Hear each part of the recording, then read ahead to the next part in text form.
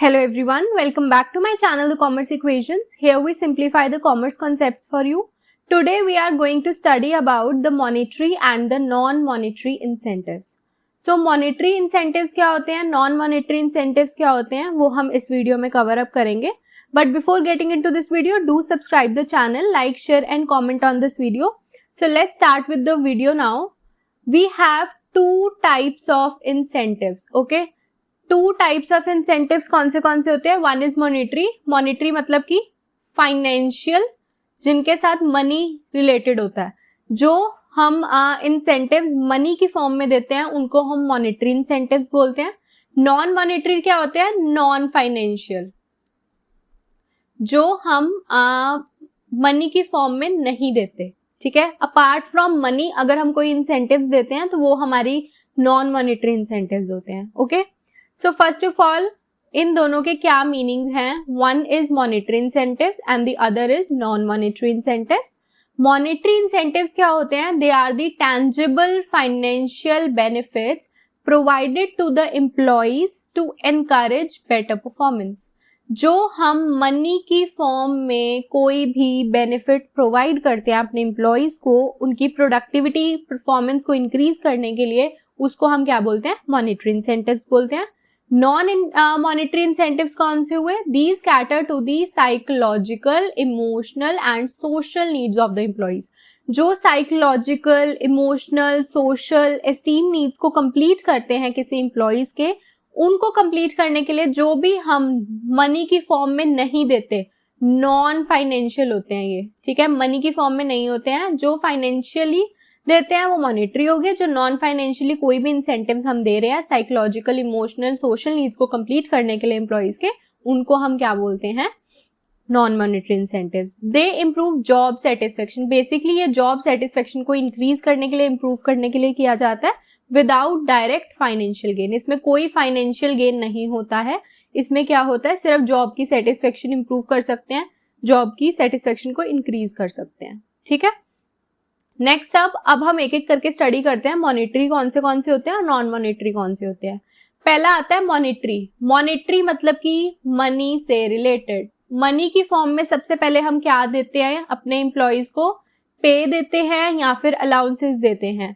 इसमें हमारा main part आ जाता है सैलरी का. ठीक है, सबसे पहला कौन सा मॉनेटरी इंसेंटिव हम देते हैं? पे and allowances. Employees receive a fixed amount every month as a basic pay along with the allowances. एक हमारी basic pay होती है, basic salary होती है. Along with that कुछ allowances होते हैं जैसे HRA. HRA stands for house rent allowance. Sometimes आपकी कंपनी आपको रेंट भी पे करती है, घर का रेंट भी पे करती है, तो वो HRA होता है. DA, dearness allowances. Travel allowances भी देती है. कुछ और फॉर्म ऑफ allowances भी दिए जाते हैं, तो उसको हम क्या बोलते हैं? पे एंड अलाउंसेस. हमारा फर्स्ट मॉनेटरी इंसेंटिव है. These form the backbone of financial motivation. सबसे जरूरी चीज क्या है मोटिवेशन की, फाइनेंशियल मोटिवेशन की?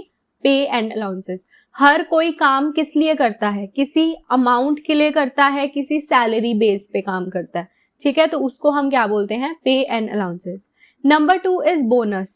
बोनस क्या होता है? Extra payment given over and above the salary. Salary से ऊपर, over and above the salary, जितनी सैलरी है उससे बढ़कर अगर हम कोई भी एक्स्ट्रा पेमेंट कर रहे हैं तो उसको हम क्या बोलते हैं? Bonus. It can be performance based भी हो सकता है, सीजनल भी हो सकता है, जैसे दिवाली के टाइम पे या कोई पर्टिकुलर कंपनी का एनिवर्सरी है या कंपनी का कोई भी बर्थडे है या कुछ है, तो उसके बेसिस पे जब हम कोई एक्स्ट्रा पेमेंट करते हैं उसको हम कहते हैं बोनस. ठीक है, सेल्स टारगेट जैसे इंक्रीज हुआ, फॉर एग्जांपल कोई सेल्स टारगेट था उसको अचीव कर लिया तो आपको बोनस मिलेगा. That is an financial incentive. Next अब we have profit sharing. Profit sharing भी क्या है? एक मॉनेटरी इंसेंटिव है. एम्प्लॉइज को जो है अपनी कंपनी का प्रॉफिट में से शेयर देना, उसको हम क्या बोलते हैं? मॉनेटरी इंसेंटिव हमारा profit sharing. Making them feel more involved in the business. Profit में से अगर हम शेयर देते हैं तो उनको ज्यादा इन्वॉल्वमेंट फील होता है अपना ऑर्गेनाइजेशन में, और इससे क्या है? प्रॉफिटेबिलिटी को वो ज्यादा इंक्रीज करने में हेल्प करेंगे. ठीक है, जैसे कि फॉर एग्जांपल एक फर्म ने 10% जो अपना एनुअल प्रॉफिट था उसको एम्प्लॉइज में ही डिस्ट्रीब्यूट कर दिया. ठीक है, fourth number is co partnership या फिर stock options. Employees are given ownership in the company. कई बार क्या होता है, कंपनी अपने ही एम्प्लॉइज को ओनरशिप प्रोवाइड करती है in the form of shares. Company बोलती है अपने एम्प्लॉइज को कि तुम शेयर्स खरीद लो। शेयर्स खरीदने से क्या होगा, वो को पार्टनर्स बन जाते हैं। It develops a sense of belongingness. Employees को लगता है कि हम भी पार्ट ऑफ दिस ऑर्गेनाइजेशन है, हम एक फैमिली है। ठीक है, इससे क्या है, कंपनी को भी बेनिफिट होता है और एम्प्लॉइज को भी बेनिफिट होता है। Startup offers stock options to top performing employees. कोई स्टार्टअप शुरू हुआ है, उन्होंने क्या बोला है, जो टॉप परफॉर्मिंग एम्प्लॉइज होंगे उनको स्टॉक ऑप्शंस जो है वो ऑफर करी जाएंगे। तो ये क्या है, वो ज्यादा से ज्यादा बिलोंगिंगनेस को क्रिएट करेंगे और ज्यादा से ज्यादा कंपनी की परफॉर्मेंस भी हेल्प करेगी इसमें डेवलप होने में और एम्प्लॉइज की भी। Next we have commission. कुछ कंपनीज किसी काम में क्या होता है, अपने सेल्स स्टाफ को क्या है, सेल्स वालों को मोस्टली कमीशन बेसिस पे काम दिया जाता है। तो कमीशन क्या होता है, जितना भी परसेंटेज हुई है सेल्स, मतलब जितनी भी सेल्स हुई है उसका कुछ परसेंटेज जो है वो एम्प्लॉइज को दिया जाता है, उसको हम क्या बोलते हैं, कमीशन बोलते हैं। ठीक है, जैसे कि एक सेल्स पर्सन ने 2% कमीशन जो है वो अर्न किया ऑन एवरी सेल। जितनी भी सेल है, हर एक सेल पे एक सेल्स पर्सन को 2% की कमीशन मिल रही है। That is the monetary incentive. 6th number पे आती है हमारी रिटायरमेंट बेनिफिट्स। रिटायरमेंट बेनिफिट्स क्या होते हैं, जिसमें हमारा पीएफ होता है, ग्रेच्युटी फंड होता है, पेंशन होती है। तो रिटायरमेंट बेनिफिट्स क्या होते हैं, जब आपकी एक रिटायरमेंट एज, मतलब एक एज के बाद जब आप रिटायर हो जाते हैं तो आपको उसके बाद कोई मॉनेटरी बेनिफिट मिलता हो फाइनेंशियली, जैसे कि ग्रेच्युटी फंड होता है, प्रोविडेंट फंड होता है जिसको पीएफ बोलते हैं, पेंशन होती है। तो ये क्या है, हमारे मॉनेटरी इंसेंटिव्स हैं। These provide long term financial security रहती है, long term financial security provide करते हैं स्पेशली पोस्ट रिटायरमेंट, रिटायरमेंट के बाद, जिससे क्या है आपकी जो एम्प्लॉइज है वो लॉयल रहेंगे। ठीक है, जिसके 10+ ईयर्स हो गए इन सर्विस गेट्स ग्रेच्युटी। एक एम्प्लॉय है जिसको 10+ ईयर्स हो चुके हैं, 10 साल से ऊपर जितने भी एम्प्लॉइज होंगे उनको सबको ग्रेच्युटी मिलेगा। तो ये क्या है, हमारा एक मॉनेटरी इंसेंटिव है। नेक्स्ट अब we have non monetary incentives. अब अपार्ट फ्रॉम मनी के बिना हम और कौन सी इंसेंटिव्स दे सकते हैं नॉन मॉनेटरी, जो उनको मोटिवेट करेंगे। First is recognition, very important. Why this is important, because everyone needs recognition। उनको रिकॉग्नाइज करे लोग।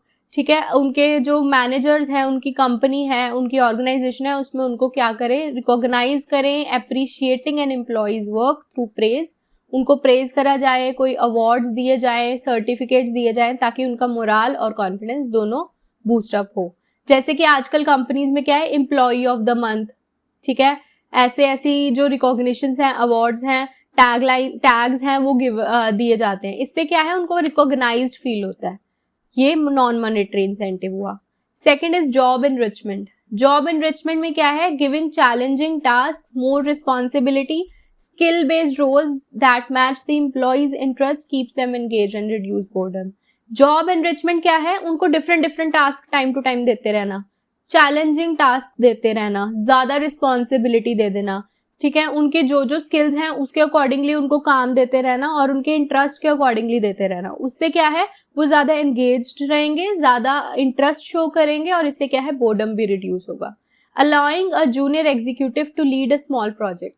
अपने किसी जूनियर को एक प्रोजेक्ट लीड करने के लिए दे दिया, उससे क्या है, उसके अंदर एनर्जी आ जाएगी कि मेरे को ज्यादा अच्छे से शो करना है, ताकि वो भी सीनियर लेवल पे आ सके। तो इससे क्या है, जॉब एनरिचमेंट इसको कहते हैं, ज्यादा उसको चैलेंजिंग टास्क या कोई रिस्पॉन्सिबिलिटी दे देना। ठीक है, नेक्स्ट अब we have career advancement opportunity. Career advancement मतलब क्या है कि प्रमोशन के लिए अपॉर्चुनिटी प्रोवाइड करना, ट्रेनिंग देना, डेवलपमेंट करना, डेवलपमेंट प्रोग्राम्स ऑर्गेनाइज करना। इससे क्या है, एम्प्लॉइज प्रोफेशनली भी ग्रो करेंगे, मोटिवेशन भी फील करेंगे और रिटेंशन भी नहीं होगी।